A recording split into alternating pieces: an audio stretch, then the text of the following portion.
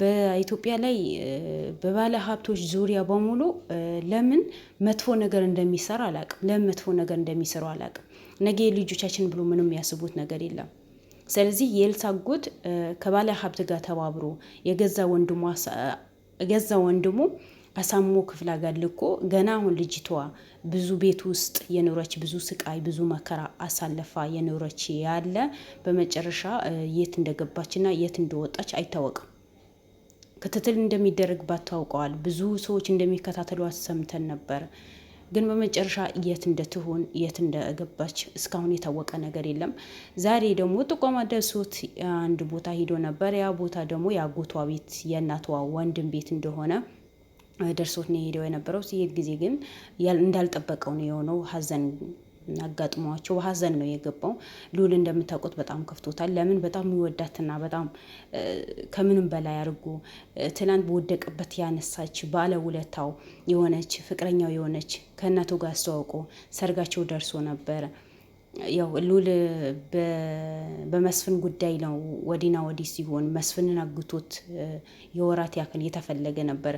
በዛ ኬዝ ገብቶ ነው እንጂ እናቱ እንደውም ባለፈ ልድረው ነው የፈለገችው የነበረው። ብዙ ጊዜ ለምናዋለች እንዳየ ነው። አሁን ግን ሊጋቡ በተቃረበ ሰዓት ነው አጋጣሚ የነስራኝ ታገተ። ይሄ የእንትና ኬዝ ማነው የመስፍን ኬዝ በጣም ከባድ ሆኖ ይሄደ ነበር።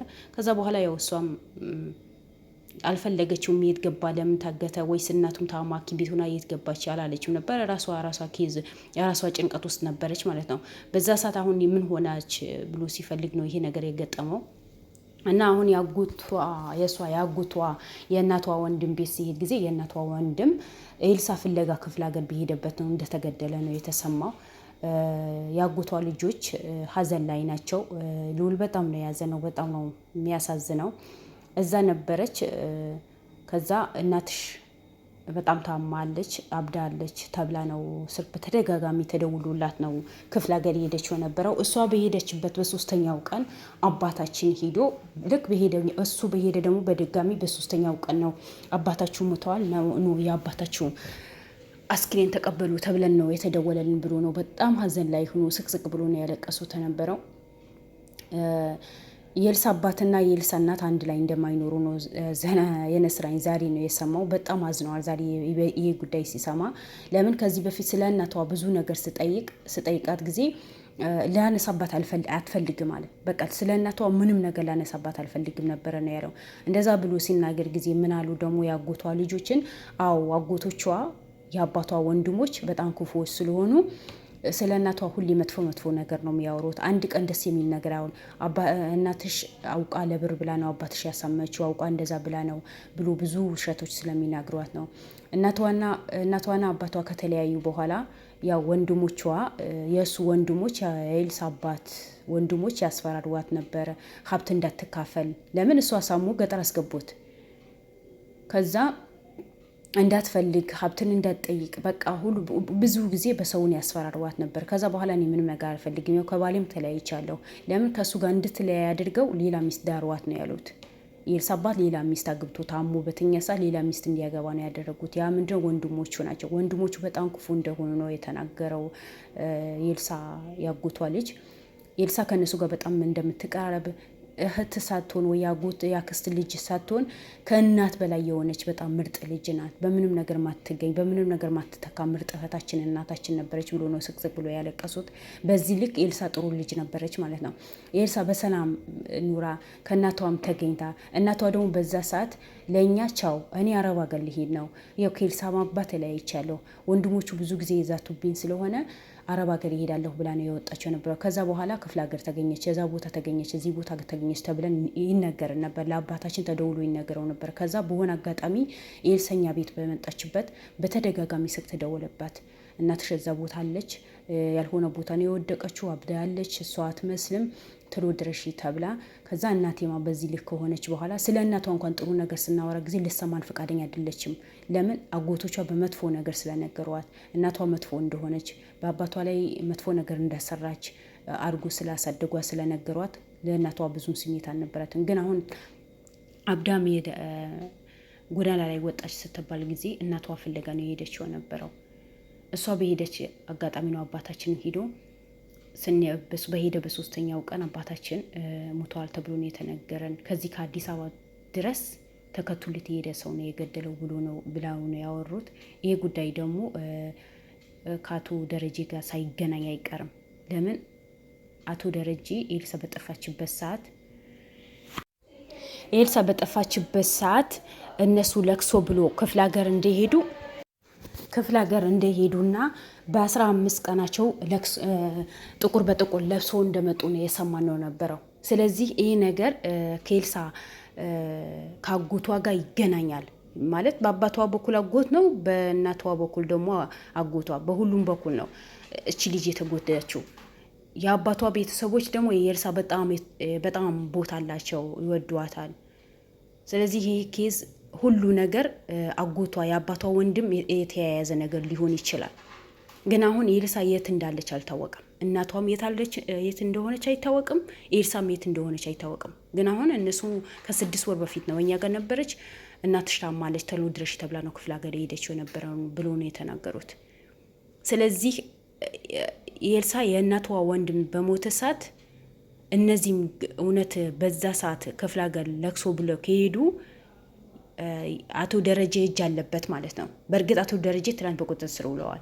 ግን አሁንም ቢሆን በአቶ ደረጀ ላይ ብዙ ክስ እንዲመጣ ነው የታወቀው። ብቻ ኤልሳ የት ትሆን? ምን ውስጥ አለች ይሆን? እነሱም አሉ አባታችንማ በአንድ ልባችን ቀብረነው እኮ አልቅሰናል፣ እርማችን አውጥተናል። ግን ኤልሳ ከነ እናቷ ምን ይዋጣት? የት ትሆን? አናቅም። ስለዚህ እባክህ ፈልገህልን አምጣልን፣ እስኪ ወሬያቸው ብቻ እንስማ ነው ያሉት። እነሱም ባይሉት የነስራይን ወይ ሉል ወንድማችን በኤልሳ ጉዳይ ላይ በጣም ተጎድቷል። ማንኛውም ኬዝ ሳይሸነፍ ጀግና ሆኖ ነው የሚሰራው ነበረው። ግን አሁን በኤልሳ ጉዳይ ላይ በጣም እጅ ሰጥተዋል፣ ከፍቶታል። በቃ የሆነ ፊቱ ላይ ሁሉ ጥቁር ሆኖ ነው የሚታየው። በእርግጥ የሚከፋ ነገር ነው፣ ያሳዝናል። በዚህ ልክን የኤልሳ ማንነት ሳይረዳት ይህን ያህል አደጋ ይህን ያህል በውስጧ ይዛ እሱን ሳትነግረው ሳታማክረው፣ ቢያንስ እንኳን የሆነ ሰው እኮ ውስጡ ላይ የሆነ ነገር ካለ ይህን ያህል የምትወደውን ይህን ያህል የምታፈቅረው ፍቅረኛዋ ብታካፍለው እኮ ነገሩ ይፈታው ነበር። ግን ሆንም ቀረ። እሷ ደግሞ ለእሱ በማዘንዋ ይሄ ኬዝ በሙሉ በውስጧ ይዛ ይህን ያህል ጉድ በውስጧ ይዛ ሳትነግረው ይህን ያህል ጊዜ ቆዩ። የሆነ ሰዓት እንኳን ቁጭ አድርገው እንደዚህ ቤታችን ውስጥ እንደዚህ ችግር አለ፣ እስኪ መፍታት የምትችል ከሆነ ፍታው ብትለው እኮ ይስተካከልላት ነበር። ግን ዛሬ ራሷ ዋጋ ከፍላበታለች። ራሷ ዋጋ ከፍላበት የውሱም ዋጋ የከፈለ ነው። አንድ ሰው ሊያገባ ደርሶ በዚህ ልክን ይህን ያህል ወሬ ሲሰማ ይህን ያህል ሀዘን ሲሰማ በጣም ይከፋል። እንደሆነ ስራዬን በጣም ጀግና ነው ያልኩኝ። በጣም ጀግና ነው። ይህን ያህል ተቋቁሞ መስራቱ እኔ በጣም ጀግና ነው ያልኩኝ። ኤልሳ ጋር ጥፋት አለ። ለምን ብትነግረው እኮ ብዙ ጥሩ ጓደኞች አሉ፣ ዘላለም አለ፣ ሌሎቹም አቤ እና ቤላሉ ከእነሱ ጋር ሆኖ እኮ የኬዝ የፈታው ነበር። ግን እሷ እኔም ተሰቃይቼ እሱ አላሰቃየውም፣ እኔም በዚህ ጣጣ ውስጥ ገብቼ እሱ በዚህ ጣጣ ውስጥ አይገባም ብላ ለእሱ በማዘኗ ነው ይህን ያህል ጉድ የሆነችው። አሁን ጭራሽ እንኳን ድምጿ መስማት ያቃተው ምን ይውጣት የት ትግባ አልታወቀም። ወለ እናቷ አልተገኘች ወይ እሷ አልተገኘች። ገና ሌላ ሀዘን መስማት በጣም ይከብዳል። ለምን አጎቷ እሷ ፈለገ በሄደበት ነው የተገደለው። ስለዚህ እሷ ምን ትሆን? አሁን ምን አሉ? ውርስ እንዳትካፈል ነው አጎቷ የአባቷ ወንድሞችን በጣም ጫና ያበዙባት የነበረው የተባለው። እናቷም ላይ እንደዛ የወንድማችን ንብረት ትካፈላለች፣ የወንድማችን ሀብት ትካፈላለች በማለት እናቷ ላይ በጣም ጫና ያበዙ ነበር። ብዙ ጊዜ ወተውታት ነበር፣ ብዙ ጊዜ ይከታተሏት ነበር፣ ብዙ ጊዜ ያስፈራሯት ነበር ነው የተባለው። ስለዚህ አሁንም ኤልሳ ያ ነገር እንዳደግመው ነው። በቃ ኤልሳ ያ እናቷን የምታደርገው በሙሉ አባቷ ታሞ እንዲቀመጥ ነው የተደረገው። እናቷን ድርጅቱ ስታስተናግድ፣ አንዴ አባቷ ስታስተማምን፣ አንዴ በድርጅቱ ስትል እነሱ በመሀል ገብቶን በጣም ያስፈራሯት ነበረ ነው የተባለው። ስለዚህ ዛሬ የኤልሳን ያ ነገር እንዳደግመው ይሄ ነገር እንዳትጠይቅ ነው እነሱ አውቁ ያሸሿት። በተለይ ደጀኔ የሚባለውን እሱ ሙሉ በሙሉ ኬዙ አለበት፣ እጁ አለበት። ኤልስ እንድጠፋ ያደረገው እጁ አለበት። ስለዚህ ኤልሳ ምን ውስጥ ሆን ይሆናል? ልዑልን በዚህ ልክ ከፍቶ ስናየው ሁላችንም ይከፋናል። ለምን በዚህ ልክ አንጠብቀውማ? ልዑልን ግን እንደኔ በጣም ጀግና ነው፣ ከጀግና በላይ ጀግና። ማንም አስችሎት ማይሰራው ስራ ነው የሚሰራው። አሁን አያቸው በዚህ ልክ አጎቷ ሞቶ እሷ ፍለገ በሄደበት አጎቷ ሞቶ አስከሬን ውሰዱ ተብለን ተደወለልን እና በዛ ሰዓት እሷ ምን ሆነች ምን አጋጣማት ብሎ ማሰብን በጣም ከባድ ነው። ይህን ተቋቁሞ ቪዲዮ መስራት በጣም ጀግና ነህ። አሁን ቢሆን መጠንከር አለብን። የጠላቶችን አሳልፈህ እንዳሰጣቸው። ለምን እነዚህ ያንተ ጠላቶች ናቸው። ለብር ብለው ነው ሰውን አሳልፎ የሚሰጡት። እና በርታልን የኛ ጀግና፣ ትገኛለች ይልሳን።